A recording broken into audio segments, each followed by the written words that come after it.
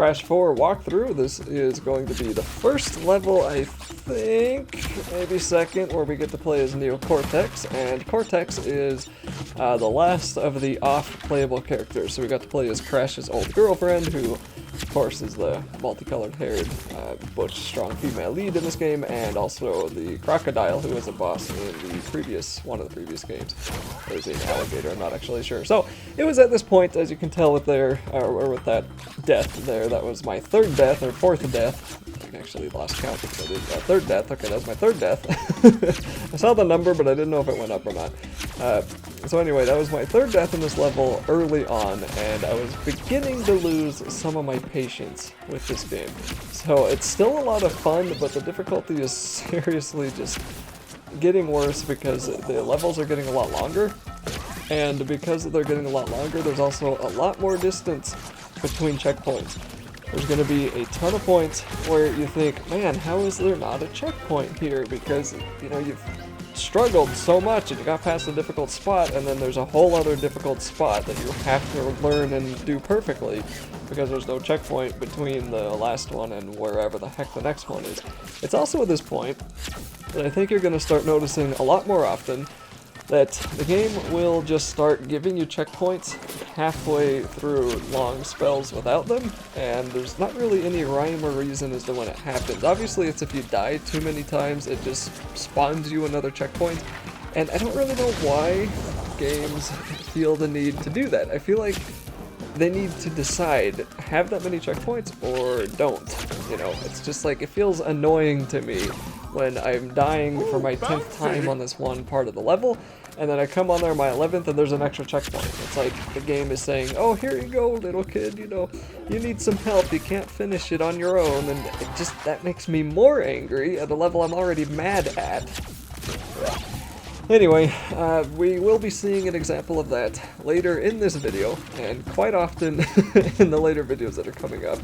But right here is kind of a part I was talking about, where there really are pretty long spells without checkpoints, and it just sort of feels like sometimes you're getting set backwards. So with Neo Cortex, I haven't really talked about him too much. Since we get to play as him, he has a gun, and the gun can turn some enemies into platforms. If you shoot him twice, then the platforms become jumping platforms. And he can also dash. Don't forget that he can dash. That's something that I have forgotten before, and it's made some levels a little bit too difficult. I think right here I briefly forgot that he can dash, so I'm failing to jump on this platform twice.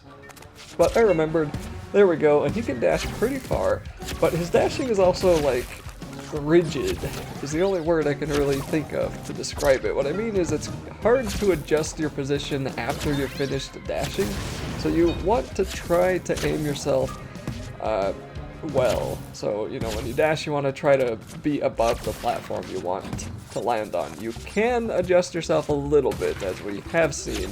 But anyway, right here I jump down and I dash and fail, and then I die, and I died pretty much right where I started, so that was pretty annoying. Had to come all the way back here, and then could dash successfully this time. I dashed a little bit earlier, and then we're pretty much home free for the end, and none of the rest of the parts really that challenging. Although this area on a whole probably wasn't too hard either.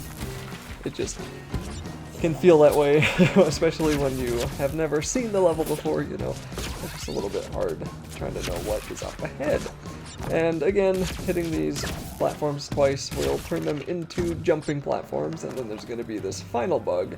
So we'll try to hit him and jump on over with a dash, and then we can get into this lava spot. So this was where I end up dying a million times, but I cut most of those out. So there's no checkpoint. If you look ahead where I'm going to be dying soon, there's no checkpoint here, right? There's just a bunch of these plants, which are very annoying. Can't really do anything about them.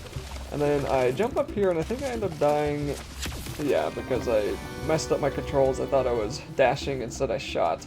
And I went ahead, just a little bit ahead of where I died, and I did this so many times that they spawned a checkpoint for me there. So I'm not really, you haven't missed anything. It's just they felt sorry and gave me another checkpoint on this part, which requires pretty careful timing. And then once you get to here, you want to make sure that you make him jump And then you should be able to dash over here. That whole little section, I don't know how many tries that took me, but that was really hard. That video made it look not so hard, so maybe it was just me, I don't know, but this game is... It's so weird watching my successful attempts when I have edited these videos down, and I'm like, geez, that took forever. I think when I had all of my videos in my editing timeline for this game in Adobe Premiere, I could see it was like 16, 17 hours is how long it took me to beat this game once for the first time. And when I edited everything down, I think my timeline's at like 4.5, maybe 3 hours, something like that. So this game, I don't know, like realistically, it's not that long, but it's just you die so many times that it does take you a long time to get through some of the levels. In this little plant section, just follow the apples.